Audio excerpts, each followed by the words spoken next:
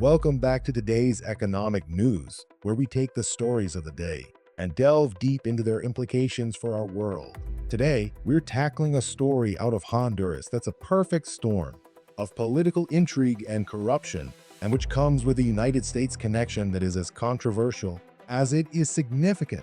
We're looking at how Honduras is making moves to arrest their former president, Juan Orlando Hernández, a man once pardoned by former U.S. President Donald Trump. Before we dive into today's main events, let's consider why this story should grab your attention and perhaps even ignite a little anger. Now, the name Juan Orlando Hernández might sound familiar. That's because his presidency was steeped in controversy, intertwining the threads of promises and betrayals.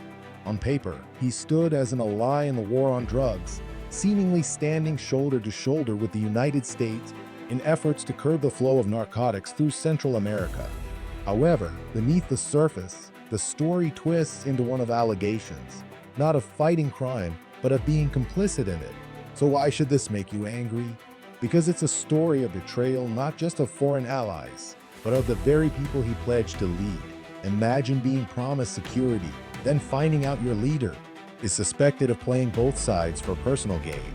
Before we look at today's disaster, remember back in 2020, when they told us that these heads of state were our partners in ensuring a safer hemisphere. Husbands, wives, sons, and daughters from our nation and theirs put trust in these assurances, believing in the genuine fight against drug trafficking.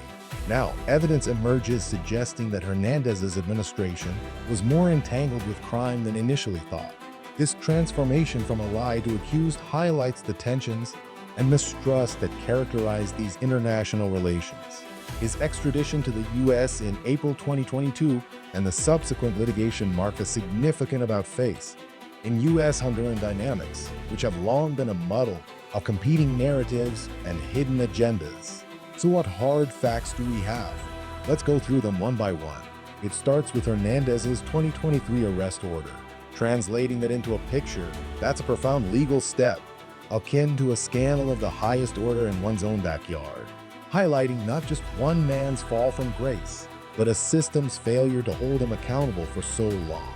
Hernandez is facing a 45-year sentence in 2024, a long stretch of time, no doubt, but one that signifies the weight of his alleged crimes.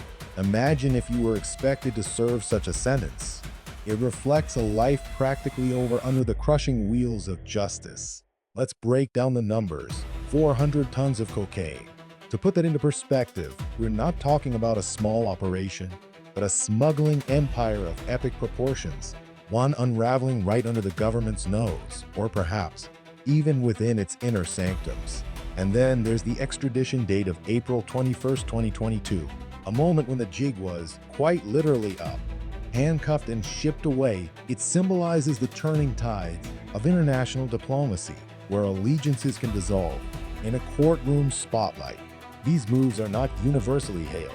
There's a narrative, particularly backed by former President Trump and certain media angles, that Hernandez was treated very harshly and unfairly. They'd have us believe that this is merely a case of political retribution. But let's pause and ask, do they think we are stupid? Political motivation or not, the sheer volume of evidence suggests something far from fabricated. Hernandez himself paints a picture of being a victim in his own right, expressing thanks to Trump for standing by him in what he deemed a weaponized system. But this can't distract us from the reality. When does skepticism tip into denial? Now, let's connect the dots to a bigger picture. What we see in Hernandez's case is a textbook exhibit of why government incompetence and corruption perpetuate poverty and suffering, leaving ordinary citizens grappling with the consequences. The embezzlement of public funds by corrupt elites directly causes inflation, turning the currency they hold dear into something that's worth less every day. It cheats taxpayers, whom the government is meant to serve, of their hard-earned wealth. Furthermore, the alleged misuse of government power against political figures like Hernandez underlines the loss of liberty, a cornerstone of any free society. When judicial power is wielded as a political tool, it causes every citizen to question the security of their rights amidst the sway of political vendettas. To wrap up, Let's not daydream about the flaws within foreign governments without acknowledging our interconnectedness. Today's story echoes a broader theme of what unchecked power and hidden agendas can do, both abroad and here at home. If you're tired of seeing mistakes repeated at the expense of everyday citizens in any country, hit subscribe. Until next time, stay informed and hold your leaders accountable. This is John signing off.